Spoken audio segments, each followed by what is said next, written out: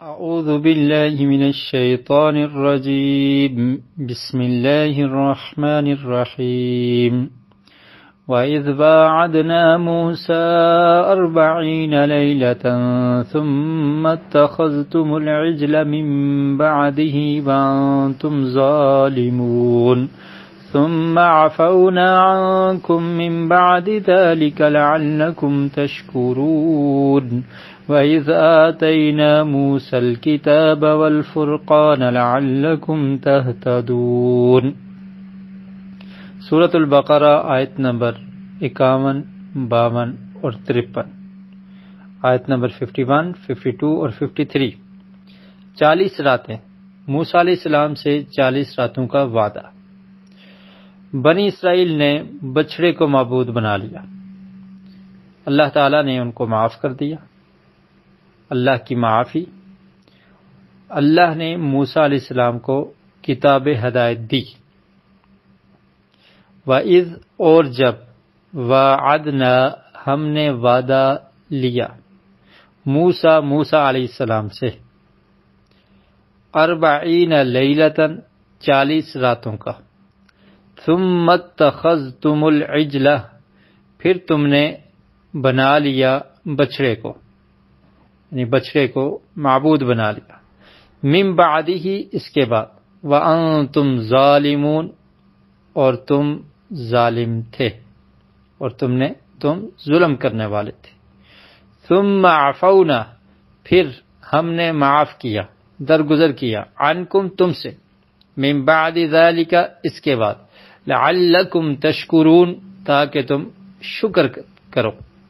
تاکہ تم شکر ادا کرو۔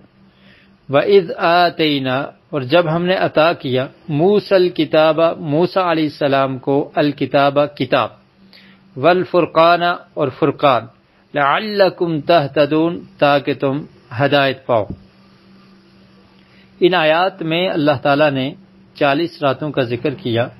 کہ اللہ تعالیٰ نے موسیٰ علیہ السلام سے یہ وعدہ لیا کہ آپ نے 40 راتوں کے لیے کوہ طور پر آنا ہے، اپنی قوم کو چھوڑ کر آپ نے 40 راتوں کے لیے وہاں پر آنا ہے۔ جب موسیٰ علیہ السلام 40 راتوں کے لیے کوہ طور پر گئے اور ان کی قوم نے بچھڑے کو معبود بنا لیا، موسیٰ علیہ السلام اپنی قوم کو تبلیغ کیا کرتے تھے، اور انہوں نے یہ تبلیغ کی تھی کہ تم نے صرف ایک اللہ کی عبادت کرنی ہے، اس کے علاوہ کسی کی عبادت نہیں کرنی، وہ اکیلا ہی عبادت کے لائق ہے۔ اب موسیٰ علیہ السلام کتاب لینے گئے کہ جس میں اللہ کی طرف سے ہدایت ہے، کہ وہ کتاب جو زندگی گزارنے کا سلیقہ بتائے گی، اور موسیٰ علیہ السلام پر ایمان لانے والوں کے لیے وہ ہدایت کا سرچشمہ کتاب تورات تھی، اس کو لینے کے لیے گئے تو قوم نے شرک کرنا شروع کر دیا، اور شرک بہت بڑا ظلم ہے، اسی لیے اللہ تعالی نے فرمایا کہ تم نے اس کے بعد بچڑے کو معبود بنا لیا، وَأَنْتُمْ ظَالِمُونَ اور تم ظالم تھے۔ شرک کے بارے میں اللہ تعالی نے ارشاد فرمایا، اِنَّ الشِّرْكَ لَظُلْمٌ عَظِيمٌ کہ شرک بہت بڑا ظلم ہے، اور یہ ظلم کیوں نہ ہو کہ اللہ خالق بھی ہے، مالک بھی ہے، پیدا کرنے والا ہے، سب کچھ عطا کرنے والا ہے، وہ اکیلا ہی عبادت کے لائق ہے، اس کی عبادت کو چھوڑ کر کسی اور کی عبادت شروع کر دی جائے تو یہ ظلم ہے۔ اور ایسے ہی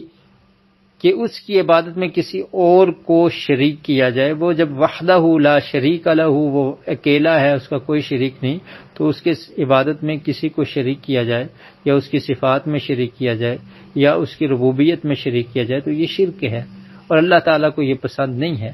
اور یہ ظلم عظیم ہے۔ اور اللہ رب العالمین نے قرآن مجید میں ارشاد فرمایا کہ ان اللہ لا یغفر ان یشرک بہ ویغفر ما دون ذلک لمن یشاء کہ اللہ تعالیٰ شرک کو معاف نہیں کرے گا، اس کے علاوہ جس کو چاہے تو معاف کر دے، لیکن شرک معاف نہیں ہوگا۔ توبہ اگر انسان کر لیتا ہے، سچے دل سے معافی مانگ لیتا ہے اور آئندہ اس سے باز آ جاتا ہے تو پھر اللہ تعالیٰ معاف کر دیتے ہیں، لیکن بغیر توبہ کے یہ گناہ معاف نہیں ہونے والا۔ ثم عفونا تو اللہ تعالیٰ فرماتے ہیں پھر ہم نے درگزر کیا، عنکم تم سے، کہ معاف کر دیا تم کو کہ تاکہ تم شکر گزار بن جاؤ۔ اور پھر اس کتاب کا ذکر کیا کہ ہم نے موسیٰ علیہ السلام کو کتاب دی، اور کتاب کے حصول کے لیے اللہ تعالیٰ کی یہ حکمت ہے کہ اللہ تعالیٰ نے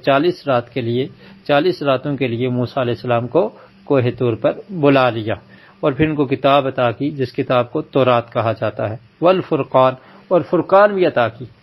فرقان سے مراد کیا ہے؟ اگر یہاں پر اس کو واو تفصیلی مان لیا جائے تو پھر یہی مراد ہے کہ وہ تورات کتاب ہے اور وہ ہی فرقان بھی ہے، حق اور باطل کے درمیان فرق کرنے والی ہے۔ اور اس کا مفسرین نے یہ معنی بھی کیا ہے کہ فرقان کا مطلب یہ ہے کہ اللہ تعالیٰ نے موسیٰ علیہ السلام کو جو معجزات دیے تھے وہ معجزات حق اور باطل کے درمیان فرق کرنے والے تھے، تو کتاب بھی دی اور معجزات بھی عطا کر دیے، اور موسیٰ علیہ السلام کو قوت فیصلہ دی کہ جس کے ذریعے وہ حق اور باطل کے درمیان فرق کرتے تھے۔ تو یہ موسیٰ علیہ السلام کو کتاب بھی ملی اور حق اور باطل کے درمیان فرق کرنے کے لیے معجزات اور قوت فیصلہ بھی اللہ تعالیٰ نے عطا کر دی، لعلکم تہتدون، تاکہ تم ہدایت پا جاؤ۔